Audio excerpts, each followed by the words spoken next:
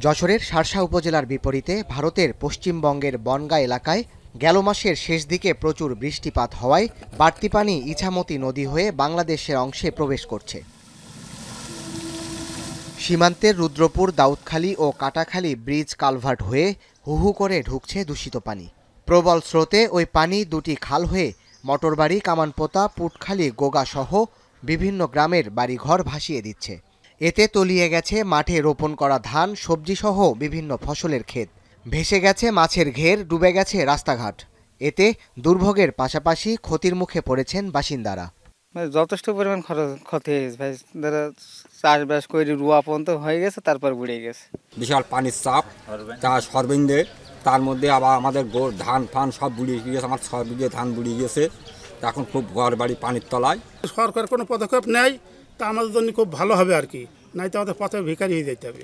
শুধু বাড়িঘর বা মাছের ঘের বা কৃষি ফসলই নয়, ক্ষতিগ্রস্ত হয়েছে 20টি শিক্ষা প্রতিষ্ঠান। ব্যাঘাত ঘটছে পাঠদানে। পানির জন্য আমরা যাতায়াত করতে পারছি না। আমাদের স্কুলের ভিতরে আমাদের পাঠদানের পানি আসাতে পাঠদানের খুব সমস্যা হচ্ছে।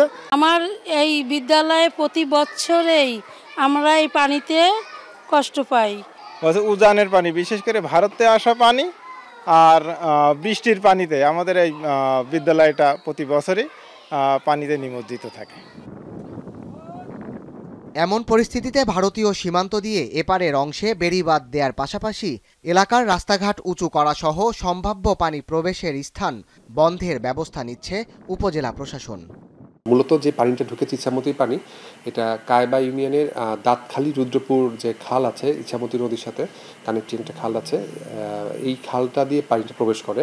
এখানে একটি স্লুইস গেট নির্মাণের প্রয়োজনীয়তা রয়েছে। আমরা পানি উন্নয়ন বোর্ডকে জানিয়েছিলাম। তো পানি উন্নয়ন বোর্ডে এক্সিন মহোদয় এসেছিলেন, তিনি দেখে গিয়েছেন। তিনি আশ্বস্ত করেছেন যে আগামী শুষ্ক মৌসুমে এখানে একটি স্লুইস গেট তারা নির্মাণ করে দিবে।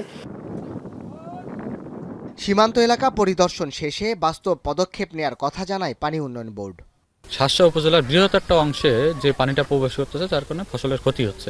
কি করা যায়, আশু পদক্ষেপ নেওয়া যায় যে মানুষগুলোর কষ্ট থেকে বাঁচানো, এর জন্যই মূলত আসা এবং সাধারণ মানুষের কাছ থেকে মতামত নেওয়া, যে তারা কি মনে করতেছে বা তাদের কাছ থেকে আগ্রহ বা মতামত যেটাই বলেন সবগুলো নিয়ে খুব তাড়াতাড়ি কি ব্যবস্থা নেওয়া যায়।